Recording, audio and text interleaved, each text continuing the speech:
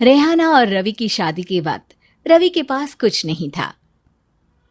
रेहाना, तुमने मुझसे शादी करके एहसान किया है। मुझसे ज्यादा तो तुम कमाती हो। अरे तो क्या हुआ, एक दिन आएगा रवि कि तुम खूब पैसा कमाओगे।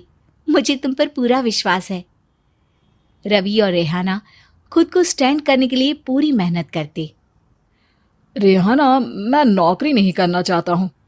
तो कोई बात नहीं, मैं नौकरी करके घर चलाती हूँ, तुम बिजनेस सेट करने की कोशिश करो। एक दिन। रेहाना, तुम जानती हो, मैंने जो विज्ञापन बनाने वाली कंपनी खोली थी ना, उसे बड़ी ब्रांड का ऑफर आया है। अब हम लोगों के दिन ब्यारे न्यारे हो गए हैं। मैं जानती थी रवि कि एक दिन तुम सेटल हो जाओगे। रवि का काम अच्छा चल जाता है। एक दिन वो रेहाना से कहता है, रेहाना, अब हम लोगों का बच्चा भी हो गया है। बहुत छोटा है वो, उसका ख्याल कैसे रखेंगे हम? कैसे क्या, मैं गांव से माँ को लेकर आ जाती हूँ। नौकरी से हाफ डे ले लिया करूंगी। अभी तो वो छोटा है, स्कूल जाने तक मैं मैनेज कर लूंगी। देखो रेहाना, मैं अब अच्छा कमा रहा हूँ। तुमको नौकरी करके परेशान होने की कोई जरूरत नहीं है। अरे कैसी बात कर रहे हैं, मैं अपनी लगी लगाई नौकरी कैसे छोड़ दूं? और मैंने तो सुना है हम लोगों को कुछ ही महीनों में सरकारी नौकरी मिल जाएगी। सरकारी नौकरी में कितना कमा लोगी? उतने में तो मैं ड्राइवर रख लूंगा। रेहाना को रवि की बात का थोड़ा बुरा तो लगता है। कम से कम मेरी नौकरी की इतनी बेइज्जती मत करो। भूल गए, इसी नौकरी के बदौलत तुमने अपना बिजनेस खड़ा किया है। अरे वो तो मैं किसी के भरोसे भी कर लेता। देखो, अपने बच्चे को संभालो, घर का काम करो। अब बाहर जाती तुम अच्छी नहीं लगती हो। रेहाना रवि के कहने पर नौकरी तो छोड़ देती है, लेकिन अब बड़े से घर में उसकी कीमत किसी नौकर से कम नहीं होती। एक दिन रवि का दोस्त आता है। भाभी, हम लोग तो आपको तब से जानते हैं जब से आप लोग शादी होकर इस शहर में आए थे। आपकी बदौलत ही सारा बिजनेस खड़ा हुआ है। ये किस्मत तो आप ही की है भाभी। हाँ हाँ भाई, हमारी मेहनत तो कुछ है ही नहीं। अरे होगी, लेकिन भाभी की किस्मत के आगे कुछ नहीं। दोस्त वहां से चला जाता है, लेकिन रवि का गुस्सा 7वें आसमान में होता है। देखा कैसे बोल रहा था? अरे बिल्कुल अच्छा आदमी नहीं है ये। कैसी बात कर रहे हैं आप? प्रशांत भैया तो बहुत अच्छे इंसान है रवि। कैसे उन्होंने हमारे मुश्किल वक्त में हमारा साथ दिया था। अरे था पैसा तो साथ दिया, नहीं तो कौन पूछता है? रवि का व्यवहार पैसा आते ही अलग हो गया। वो बंदे को बंदा नहीं समझता। घमंड से घिरे रवि ने तो एक दिन हद ही कर दी। रेहाना, मैं अब तुम्हारे साथ नहीं रह सकता हूं। क्या क्या बकवास कर रहे हो रवि? क्या कहना चाहते हो? और क्यों नहीं रह सकते तुम मेरे साथ? देखो, मुझे कोई और पसंद है और उसने साथ रहने पर बस यही शर्त रखी है कि मुझे तुम्हें तलाक देना होगा। रेहाना, जो कि एक स्वावलंबी महिला थी, उसने बिना देर किए रवि को कह दिया, कोई इश्यू नहीं, मुझे पैकिंग में 4 दिन का वक्त लगेगा, लेकिन तब तक मैं तुम्हारे साथ नहीं रहूंगी। 4 दिन के लिए तुम कहीं और शिफ्ट हो जाओ, मैं घर से निकलूंगी तो बता दूंगी। रवि घर छोड़कर चला जाता है।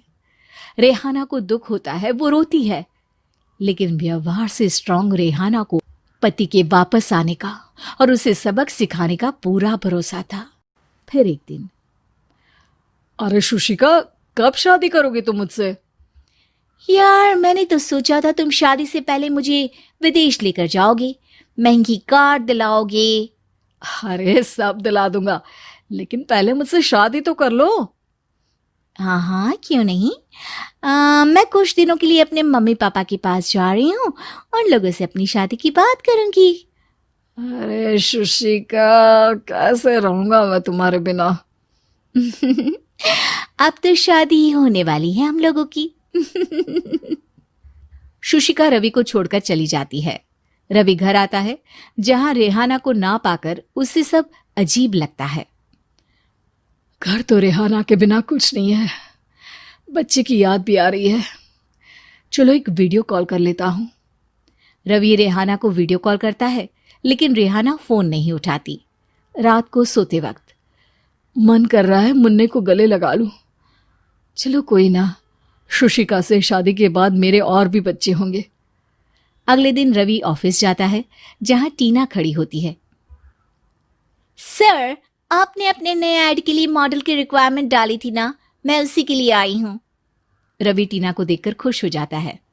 अब शादी हो गई है तुम्हारी? नहीं सर, बस अच्छा सा हैंडसम और अमीर लड़का देख रहे हैं मेरे मम्मी पापा।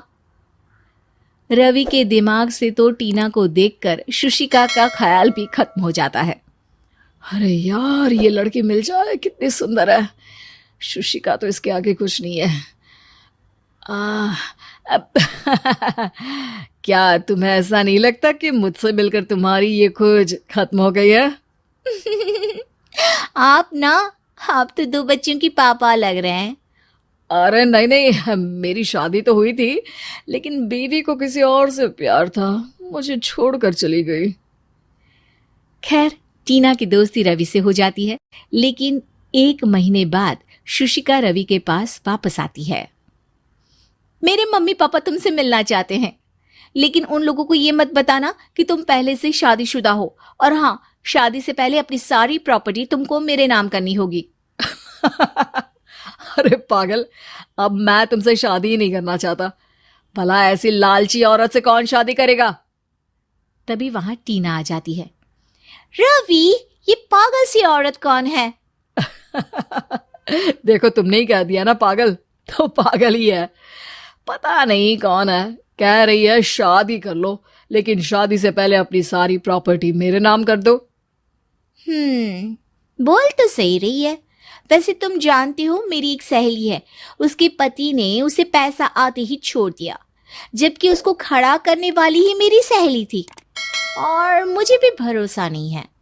अगर मैं भी तुमसे शादी करूंगी तो तभी जब तुम मेरे नाम अपनी सारी प्रॉपर्टी कर दोगे। अरे हाँ, क्यों नहीं, बिल्कुल कर दूंगा। रवि और टीना की शादी की तारीख तय हो जाती है।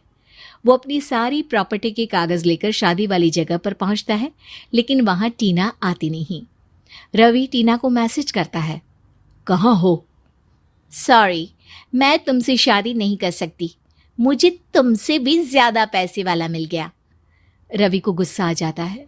वो गुस्से से सारा डेकोरेशन तोड़ रहा होता है कि वहां रेहाना आ जाती है। सर, क्या हो गया? क्या डेकोरेशन पसंद नहीं आई आपको? तुम यहाँ क्या कर रही हो? मैं यहाँ की डेकोरेटर हूँ।